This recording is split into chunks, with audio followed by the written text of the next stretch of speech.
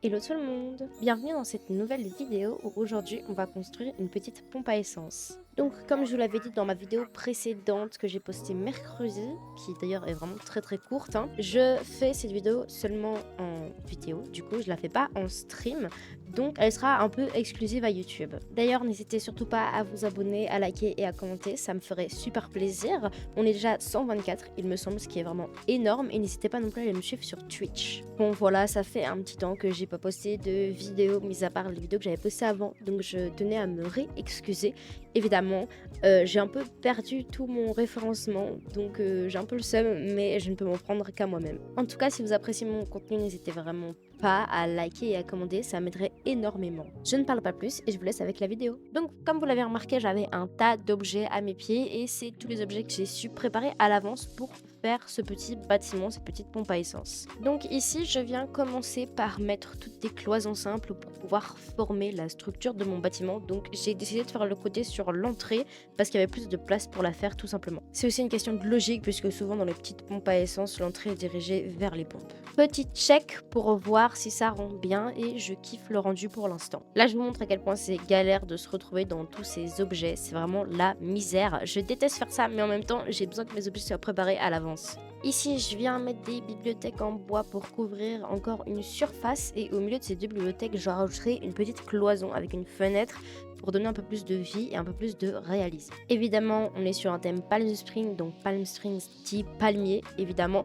Donc j'en plante pas mal, je pense que je vais en planter 6 en tout pour vraiment rajouter de la verdure à mon aire d'autoroute. Alors, je vous l'accorde, je dis aire d'autoroute alors que littéralement les rues juste à côté sont des petites ruelles, mais vous savez, pompe à essence, aire d'autoroute, pour moi c'est un peu la même chose, même si c'est vrai qu'une aire d'autoroute est souvent plus grande qu'une pompe à essence. Ici, je viens rajouter un peu de verdure et un petit peu de décoration sur le haut de mon bâtiment pour pouvoir lui rajouter un peu de la profondeur et je viendrai finaliser le tout avec des grandes vitrines d'exposition. Donc je mets une vitrine face à nous pour pouvoir mettre un petit lot de pousses dedans pour rajouter toujours de la verdure et puis je mets encore 3 autres vitrines pour cacher le reste. Et donc là, je vous montre à quel point je suis débile parce que j'avais mis une échelle, vous savez, les échelles qu'on peut caler contre les falaises. Sauf que bah, je l'ai mise là où j'ai mis une vitrine et j'avais trop la flemme de descendre pour, enfin d'enlever la vitrine, puis descendre, puis l'enlever, puis la remettre, puis remettre la vitrine. Donc j'ai juste fait appel au service d'aide et ça s'est très bien passé. Une fois ce petit incident résolu, je termine de faire la façade de ma petite boutique en plaçant des bibliothèques en bois pour que ce soit clean et pour pas qu'on voit la falaise. D'ailleurs, c'était galère, sachez-le, ne faites pas comme moi. Ici, je viens voir un petit peu ce que rend mon bâtiment et franchement, je kiffe, j'adore. Franchement, un des meilleurs bâtiments que j'ai fait, je pense. Ici, je viens m'attaquer à la place, à la toute petite place. D'ailleurs, j'adore aussi la déco que j'ai fait là. J'ai commencé par retirer tous les objets qui se trouvaient dessus, évidemment. Et en même temps, j'ai sélectionné les objets qui m'intéressaient. Je place donc une enseigne des années 80 pour rajouter de la couleur. Je place une fontaine, des lampadaires ronds. J'en ai mis nulle part sur mon île et je viens de me rendre compte. Donc, je vais sûrement faire un giga placement de lampadaires ronds, un de ces quatre. En attendant, je pose des bancs, des voitures.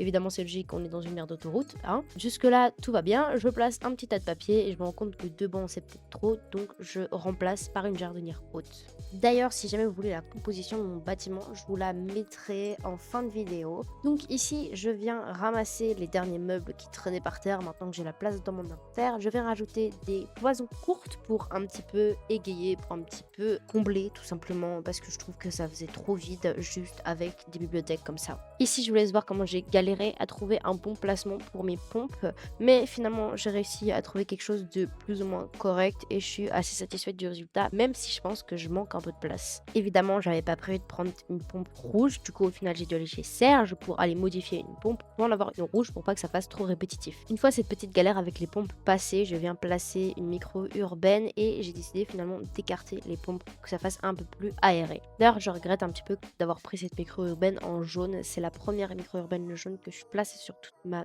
ville, je pense. Mais j'aime pas la couleur et je comprends pourquoi je ne l'ai pas mis avant. Je viens vite fait finaliser l'endroit en rajoutant encore un tas de papier et en décorant aussi très rapidement devant le musée. Le but c'est pas que l'accent soit mis sur le musée mais qu'il soit mis plutôt sur la pompe à essence. Après avoir décoré le devant, je décore le derrière. Donc là, c'est un truc assez simple, ça va être un espèce de petit débarras. Donc je place pas mal de cartons. Je place aussi un truc pour mettre des bouteilles renversées. parce que je trouve que ça va plutôt bien dans le thème. Je place évidemment des barrières pour limiter la zone parce que c'est pas une zone accessible au public, donc j'ai pas envie que tout le monde puisse entrer et sortir du coup de cette zone n'importe comment. J'ai ensuite placé des tables et des chaises, hein, évidemment, pour signifier un peu une aire de repos qui est associée à ma pompe à essence. On peut venir manger, etc., etc.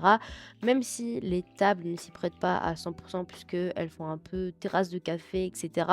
On peut le voir comme ça, soit on peut dire que c'est carrément associé au café du musée et du coup là ça pose plus trop de problèmes. Bon, malheureusement du coup il y a l'ombre du musée qui cache pas mal de tables, mais c'est pas très très grave. Le but c'était quand même que ce soit un petit truc assez streux, pas un espace vraiment ouvert, mais j'ai quand même réussi à mettre 4 tables, ce qui est déjà vraiment pas mal. Et au fur et à mesure que je rajoute des objets, évidemment, bah, mon jeu bug de plus en plus. Cette zone est vraiment, je pense, la zone qui lag le plus de toute ma ville, mon île. Je pense vraiment de tête comme ça, j'ai pas de zone qui bug autant que cette zone-ci. D'ailleurs, il va vite y avoir un exemple concret de meubles qui se placent mal. Vous allez voir, c'est assez drôle et en même temps, c'est un peu bizarre, un peu perturbant, je pense. Donc là, je place des petits objets pour vraiment faire fouiller, pour vraiment faire comme s'il y avait plein de trucs un peu bazar. Vous voyez, un peu le petit bazar de l'arrière-boutique en fait. Je viens maintenant placer des bancs à côté de mon musée tout le long en fait de ce petit trottoir pour vraiment bah, l'habiller. Du coup, je viendrai rajouter évidemment d'autres trucs après, mais je les avais pas sur moi, donc je voulais pas encore faire ça en plus. Je finis vite de meubler mes tables en y mettant des petits thés glacés, des petits livres, enfin plein de choses vraiment diverses et variées. J'ai pas envie qu'il y ait que de la nourriture ou que des objets. J'ai vraiment envie un peu de varier des deux parce que souvent sur mon lit je le varie pas et ça commence un peu à m'énerver. Bon, donc voilà, la zone est finie. On passe tout de suite à la petite visite. Donc comme vous le savez parce que vous avez regardé la vidéo, normalement jusqu'ici, on a donc l'entrée ou la sortie de la pompe à essence, je sais pas trop, avec du coup 4 pompes de couleurs différentes. On a un petit parking. On a du coup la petite place à l'entrée que je surkiffe, d'ailleurs j'aime trop, avec les palmiers poussés, etc. J'aime vraiment fort fort. J'aime bien aussi le petit détail du papier par terre, je trouve ça très très beau. Vu de loin comme ça, je trouve que ça fait vraiment très très réaliste et je kiffe. Donc ici on arrive à la partie plutôt restaurant, on va dire, enfin plein air de la pompe à essence, qui elle aussi je la kiffe même si elle est quand même grandement cachée par le musée. Moi je la kiffe toujours autant et donc voilà qui conclut notre petite vidéo. Merci beaucoup d'être resté jusqu'ici.